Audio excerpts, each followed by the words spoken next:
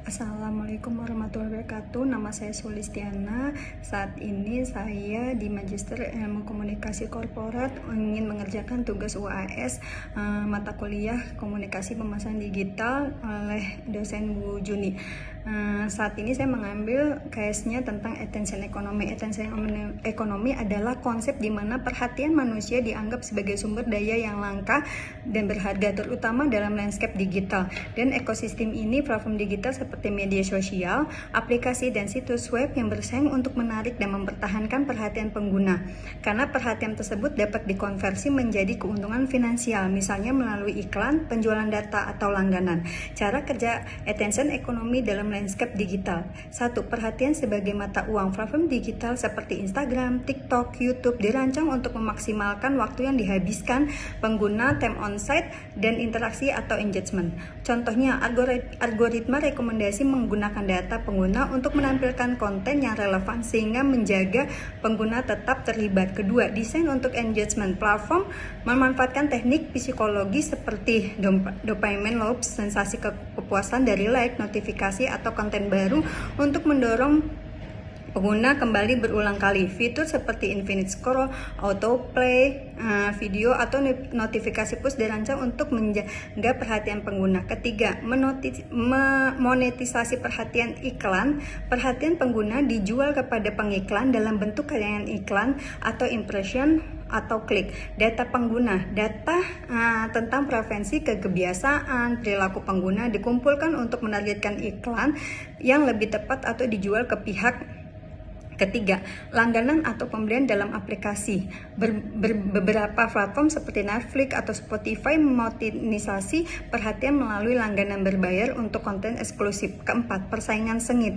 Karena perhatian manusia terbatas, platform bersaing dengan menciptakan konten yang lebih menarik. Kelima, dampak pada pengguna. Positifnya, akses ke informasi dan hiburan yang personalisasi. Negatifnya, potensi kecanduan digital, gangguan konsentrasi, dan manipulasi emosi melalui konten yang memicu reaksi kuat, misalnya kemarahan, kekecewaan, atau ketakutan. Contoh nyatanya seperti TikTok menggunakan algoritma For You page yang sangat personal untuk menjaga pengguna menonton video berjam-jam. Tantangannya, pengguna bisa merasakan kewalahan dibombardir oleh informasi. Pengumpulan data untuk personalisasi seringkali menimbulkan kekhawatiran tentang privacy. Dalam attention economy, perilaku digital konsumen dimonetisasi melalui pengumpulan dan pemanfaatan data yang dihasilkan dari aktivitas online mereka. Berikut adalah dua bentuk data perilaku pengguna yang umumnya dimonetisasi. Pertama, data perilaku penelusuran interaksi atau behavioral data. Ini mencakup riwayat pencarian, klik, waktu dihabiskan pada konten tertentu, like, share, komentar, atau pola navigasi di platform digital. Misalnya, situs web, media sosial, atau aplikasi. Data ini mencerminkan minat, preferensi, dan kebiasaan pengguna. Cara monetisasinya, iklan bertarget. Misalnya, jika Anda sering mencari sepatu lari, Anda mungkin akan melihat iklan tersebut di berbagai platform. Personalisasi kontennya ialah algoritma seperti For You page TikTok menganalisis interaksi untuk merekomendasikan konten yang membuat pengguna tetap terlibat. Meningkatkan waktu di platform dan peluang monetisasi melalui iklan.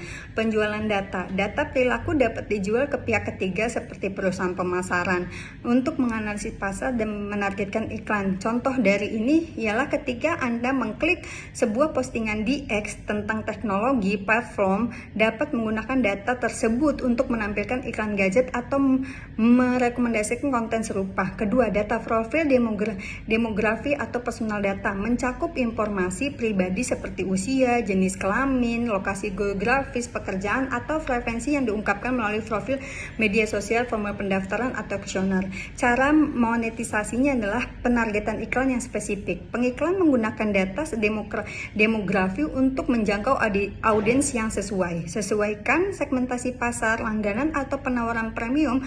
Platform seperti Spotify atau langganan Netflix menggunakan data profil untuk menawarkan langganan berbayar dengan konten personalisasi berdasarkan preferensi pengguna. Contohnya, jika kita mengisi profil X dengan informasi bahwa kita tinggal di Jakarta dan menyukai kuliner, platform kita dan pengiklan dapat menayangkan iklan restoran atau konten terkait makanan. Attention economy mengacu pada bagaimana platform digital bersaing untuk menarik dan mempertahankan perhatian pengguna yang kemudian dimonetisasi melalui iklan atau keterlibatan. Berikut adalah beberapa contoh brand atau platform seperti Instagram, TikTok, dan Google memanfaatkan attention economy untuk kampanye pemasaran digitalnya.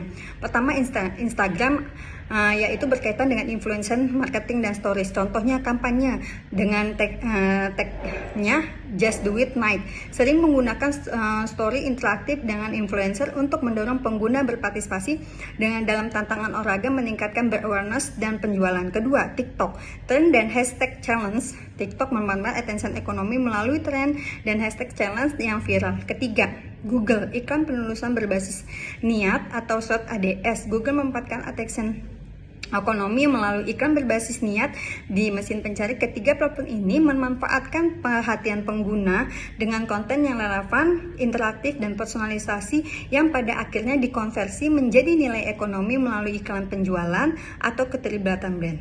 Strategi pemasaran digital berbasis attention economy yang digunakan oleh platform seperti Instagram, TikTok, Google memiliki dampak dan sosial yang signifikan bagi konsumen. Berikut adalah analisis dampaknya serta evaluasi strategi yang menciptakan relasi dan adil antara brand dan audiens. Dampak dan sosial bagi konsumen adalah manipulasi perhatian dan perilaku. Strategi ini memanfaatkan perilaku manusia tanpa selalu mempertimbangkan kesejahteraan pengguna, menimbulkan pertanyaan tentang eksploitasi. Kedua, privasi dan pengumpulan data. Untuk menargetkan iklan secara presisi, platform mengumpulkan data pribadi, riwayat pencarian, interaksi dalam jumlah besar sering tanpa transparansi penuh. Kurangnya informasi, konsen, dan potensi penyalahgunaan data, misalnya penjualan ke pihak ketiga dan merusak kepercayaan konsumen. Ketiga, polarisasi dan manipulasi persepsi. Keempat, konsumerisme berlebihan.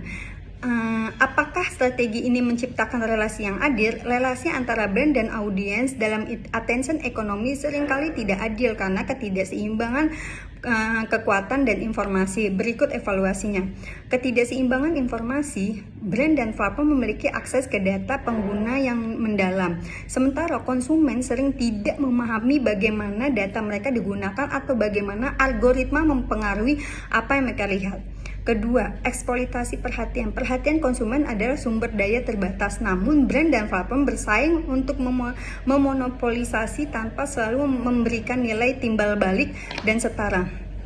Ketiga, kurangnya transparansi. Banyak kampanye seperti influencer marketing di Instagram tidak selalu jelas sebagai iklannya. Keempat, iklan positif yang terbatas. Dalam berbagai kasus, strategi ini bisa adil jika konsumen mendapat nilai nyata seperti rekomendasi produk yang relevan atau hiburan dari konten TikTok. Kesimpulan dari ini, strategi attention economy memiliki dampak etis dan sosial yang kompleks, mulai dari pelanggaran privasi hingga memanipulasi perilaku dan konsumerisme berlebihan.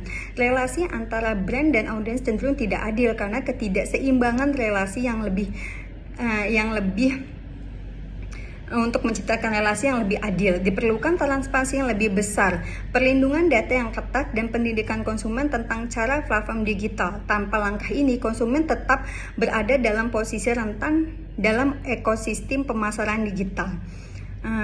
Sekian dan terima kasih penjelasan dari saya. Assalamualaikum warahmatullahi wabarakatuh.